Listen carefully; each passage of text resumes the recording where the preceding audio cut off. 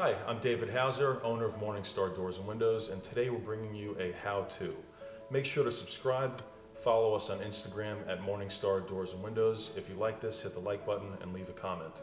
This is going to be a tutorial on how to remove a sash. Alright, so now we're taking a look at the Weather Shield sliding windows. All of their sliders, regardless of the model, will tilt in and have sash removal in the same method. We want to unlock the window first, slide it over. There's a tilt mechanism on both sides. You squeeze those down and lift it right out. Okay? And same for this one. It's probably the easiest removal of all of the sashes on any type of window possible. This would be good for a screened-in porch if you want to convert it to a four-season area, since it's so easy to remove the sash.